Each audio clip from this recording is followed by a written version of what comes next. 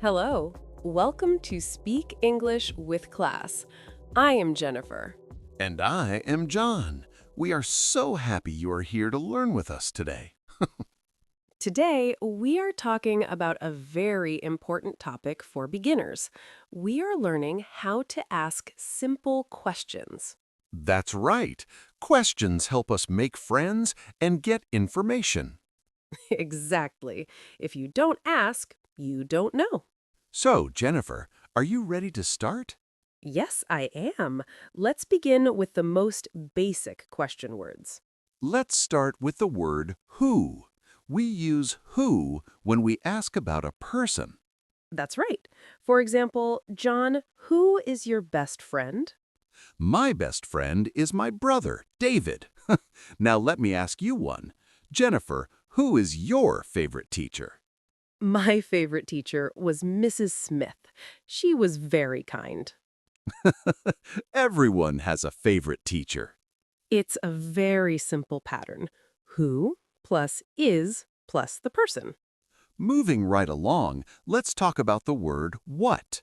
We use what when we want to know about things, objects, or actions. I use this word all day long. For example, John, what is that on your desk? This is my new coffee mug. It's very big because I love coffee. It is huge. Okay, let's try another one. What is your favorite color? My favorite color is blue, like the sky. Now, Jennifer, it's your turn. What do you usually have for breakfast? I usually just have toast and tea.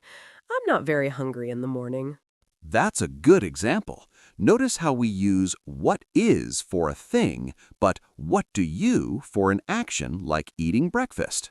Exactly. It's a very helpful word. You can ask, what is your name? Or what is your phone number? Just don't ask for my phone number on the first day, Jennifer. Okay, Jennifer, let's talk about a word for travel and locations. The word is where. Oh, I love this one. We use where when we want to know about a place or a position. Exactly. For example, Jennifer, where is your favorite park? It's just around the corner from my house. It has beautiful trees. Now, let me ask you, John, where do you go on vacation? I usually go to the mountains. I love the fresh air. That sounds lovely. Listeners, notice the small change. We say where is for a location, like where's the bathroom or where's the station. But we say, where do you for an action, like where do you work or where do you buy your groceries? I buy my groceries at the supermarket down the street. Me too. It's very convenient. Where is so useful for when you are lost or just curious about the world. Now let's talk about time. For time, we use the word when. Time is very important. John, when is your birthday? My birthday is in October. It is a beautiful month. When is your birthday, Jennifer? Mine is in May. I love the spring weather. October is quite far away for me, but we can use when for many things. For example, when do you wake up? I wake up at 7 a.m. And John, when does the English lesson start? It starts right now. Or if you are at a train station, you can ask, when does the train arrive? That is a great example. So remember, use when for days, months, years, or a specific time on the clock. It helps you stay organized and never be late for a meeting. Now, we are moving to a word that helps us understand the reason for something. That word is why. This is the curious word. Children love this word, don't they? Yes, they do. They ask why about everything. For example, John, why are you wearing sunglasses indoors? Because the lights in this studio are very bright. See, I gave a reason. When we ask a why question, the answer usually starts with the word because. Exactly. Let's try another one. Why do you study English? I study English because I want to talk to people from all over the world. What about you, Jennifer? Why are you drinking water right now? Because I am thirsty after all this talking. That makes sense. So, listeners, if you want to know the reason for a problem or a feeling, ask why. Like, why are you sad? Or why is the store closed? It's a great way to learn more about a situation. Our next word is how. This one is a bit special because we use it for many different things. You're right, John. We mostly use how to ask about the way we do something or the method. For example, how do you come to the studio? I come by train. It's very fast. And Jennifer, how do you make that delicious coffee you always bring? That's a secret. But okay, I use a French press. It's very simple. See, how explains the process. But we also use how to ask about feelings or health. Yes, the most famous question in English. How are you? I'm doing great. And we can also use how with other words like how old or how much. Exactly. How old are you? Or how much is this bread? Ah, I always ask how much when I see something expensive in a shop window. Me too, John. Me too. So remember, how is for the way things happen, for feelings, and for measurements. Now that we know our W words, let's look at a different kind of question. These are questions where the answer is just yes or no. These are much easier to answer. We usually start these with the verb to be, like am, is, or are. Right. For example, Jennifer, are you hungry? No, I'm not. I just had a snack. John, is it cold outside today? Yes, it is. You definitely need a coat. I'll remember that. Notice how the word order changes. In a normal sentence, we say, it is cold. But in a question, we flip it. Is it cold? Exactly. Another one is, are they your friends? Or is he your brother? It's like a little dance with the words. You just swap the first two words. A very simple dance. Just remember to listen for that is or are at the start. It tells you that a yes or no answer is coming. That was a great tip about the verb to be, John. But what happens when we want to ask a yes or no question about an action, like sleep, work, or eat? That is when we use our friends do and does. I like to call them the helper words. John, do you play the guitar? No, I don't. I tried to learn, but it was too difficult.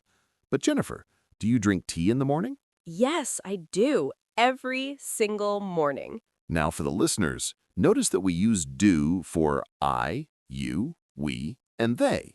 But for one person like he, she, or it, we use does. Right. So I would ask, does John play the guitar? And the answer is still, no, he doesn't. Poor John. Or if we are talking about a cat, we could ask, does it like milk? Exactly. It's a very simple rule. Use do or does at the very beginning of the sentence to turn an action into a question. Let's talk about another very common word, can. We use this when we ask about ability, if someone is able to do something, or when we ask for permission. This is very important for being polite. For example, John, can you speak Spanish? No, I can't. I only speak English and a little bit of French. I want to learn, though. Jennifer, can you help me with this heavy box later? Of course I can. That is asking about ability. But we also use it to ask for things, like, can I have a glass of water, please? Yes, you can. Or if you were in a shop, you might ask, can I pay with a credit card? It's a very friendly way to ask. And the best part is, can is very easy. It doesn't change. You use can for I, you, he, she, and they. No does or is to worry about here. Just can you or can I? It's one of my favorite words because it's so simple and useful. Speaking of measurements, we need to talk about asking about quantity. This is where we use how many and how much. This can be a little tricky for students, but there is a simple secret. Use how many for things you can count. Right, like fingers or apples. John, how many pens are on your desk? Let me see. 1, 2, 3. I have 3 pens. And Jennifer, how many brothers do you have? I have two brothers. See? I can count them. Now, we use how much for things we cannot count, like water, time, or money. Exactly. You don't say 1 money, 2 monies. You say how much money does this cost or how much water is in the bottle. Or my favorite question when I'm tired, how much time until the break? Not long now. Just remember how many for things like books, cars, and friends, how much for things like coffee, sugar, and love. That's a lovely way to put it, John. Jennifer, let's look at a word that helps us make a choice. That word is which. I use this every time I go shopping. We use which when we have a small group of things and we need to choose one. Exactly. It's about options. For example, Jennifer, which do you prefer, tea or coffee? Definitely tea. And John, which coat is yours? The black one or the brown one? The brown one is mine. The black one is much too small for me. Poor John. Notice, listeners, that which is very similar to what, but we use which when the number of choices is small. Right. If I ask, what is your favorite movie, I mean out of all the movies in the world. But if I say, which movie do you want to see, the comedy or the action film, I'm giving you 2 choices. That is a perfect explanation. You can also use it for directions. Which way is the library, left or right? It's a very helpful word for making decisions. Now let's talk about a word that sounds like who, but it's actually used for objects. The word is whose. This word is all about ownership. We use it to ask who an object belongs to. I use this a lot when I find things on the floor. Me too. For example, John, whose phone is this? It's on the table. Oh, that is my phone. Thank you, Jennifer. And whose keys are these next to the microphone? Ah, those are my keys. I always forget them. Notice the pattern, everyone. We usually put the object right after the word whose. So it's whose phone, whose keys, or whose car. Exactly. You can also say, whose is this, if you are pointing at something. It's a very polite way to find the owner of something. Instead of saying, is this yours? You can ask the whole room, whose bag is this? It makes you sound very organized and helpful. Jennifer, I have a question for you. How often do you go to the gym? Oh, John, not very often. Maybe once a month. Why do you ask? Because today we're talking about how often. We use this question to ask about frequency, how many times you do something in a week, a month, or a year. That's a great one. So if I want to know about your habits, I can ask, John, how often do you practice English? I practice English every day. Just though I'm a teacher, I'm always learning. I wish I had your energy. Listeners, you can use how often with many things. How often do you visit your parents? Or how often do you wash your car? The answer usually includes words like always, sometimes, never, or twice a week. Exactly. It's all about your routine.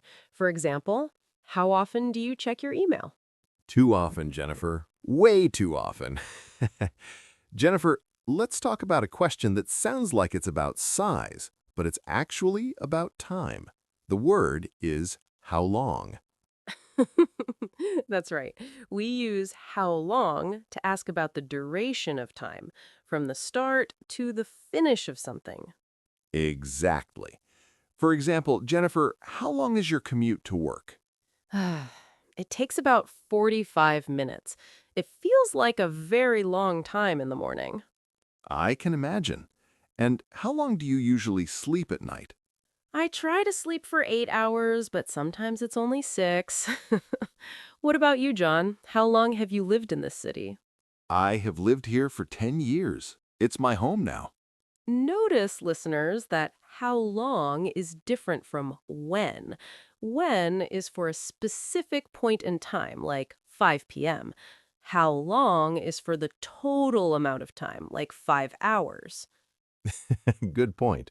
You can also use it for physical length, like how long is this table? But in daily conversation, we usually use it for time. Like, how long is the movie? Or how long do I have to wait for the bus? Hopefully not as long as your commute, Jennifer. Since we just talked about time, we should talk about space, specifically distance. For that, we use the question, how far? This is a very common question for travelers. Jennifer, how far is the airport from here? It is about 20 kilometers. It's not too close, but not too far. 20 kilometers. That's a long way if there's traffic. You're right. But notice how we use it. We can ask about distance between two cities or just between two rooms. For example, John, how far is your house from the supermarket? It is only a 5-minute walk. Very close. That's perfect. Listeners, you can use how far to plan your day. How far is the nearest bank? Or how far do we have to walk? And if you're in a car with children, they always ask, how far until we arrive? Yes, they ask that every 5 minutes. So remember, how far is for distance and meters and kilometers. Jennifer, sometimes what is not enough. Sometimes we want to know the category or the type of something. For that, we use the phrase, what kind of? That is a very useful phrase. It's like asking for more details. For example, John, what kind of music do you like? I love rock music, but I also like jazz when I'm relaxing. And Jennifer, what kind of food do you like to cook? I love cooking Italian food. Pasta is my favorite. Yum. Notice, listeners, we put the category right after the phrase, what kind of plus music, or what kind of plus food. Exactly. You can use it for almost anything. What kind of movies do you watch? Or what kind of car do you drive? It helps you learn more about a person's personality. If someone says, I like books, you can ask, what kind of books? It turns a short answer into a long conversation. It's a great way to keep talking. Jennifer, let's talk about a very natural way to ask a question. Sometimes we aren't asking for new information, we just want someone to agree with us. Oh, I know what you mean. We use a little question at the end of a sentence. In simple English, we often just use right. Exactly. It's very common in conversation. For example, Jennifer, you're a teacher, right? Yes, that's right. And John, you live in the city, right? Right again. See how easy that is? You make a normal sentence and just add right at the end with a rising voice. It's much easier for beginners than the complicated grammar rules. You can say, it is a beautiful day, right? Or you like chocolate, right? I love chocolate. You know me too well. But remember, listeners, use this when you are almost sure about the answer. It's like asking for a yes. Right. See, I just did it again. It's a very friendly way to keep the conversation moving. Jennifer, we have talked about many ways to ask questions, but we need to talk about being extra polite. For this, we often use could you. Politeness is very important in English culture. While can you is okay, could you is like a magic word for being a little more formal or extra kind. Exactly. For example, Jennifer, could you please open the window? It's getting a bit warm in here. Of course. And John, could you help me with my English homework later? I would be happy to. Listeners, notice that could you is great when you're asking a favor from a stranger or your boss. Like if you're in a restaurant and you need the menu, you can say, could you bring me the menu, please? Or if you're on the phone and the person is speaking too fast, you can ask, could you repeat that, please? That is a lifesaver for English learners. Always remember to add please at the end. It makes the question perfect. So can you is for friends, and could you is for being a true gentleman or a lady. Wow, John, we talked about so many questions today. Time really flies. It really does. Let's do a quick review for our listeners. Remember the W words: who for people, what for things, where for places, when for time, and why for reasons. And don't forget how for the way things happen, and how much or how many for counting. That is a lot to remember. But don't worry, you don't have to be perfect. The most important thing is to start asking. Exactly. Even a simple "what is this" helps you learn a new word every day. Right. Well, thank you everyone for listening to this episode of Speak English with Class. You did a great job today. Yes, you are all stars. Practice these questions with your friends or even with yourself in the mirror. I do that all the time. It really works. Until next time, I'm John. And I'm Jennifer. Happy learning, everyone. Goodbye. Bye-bye.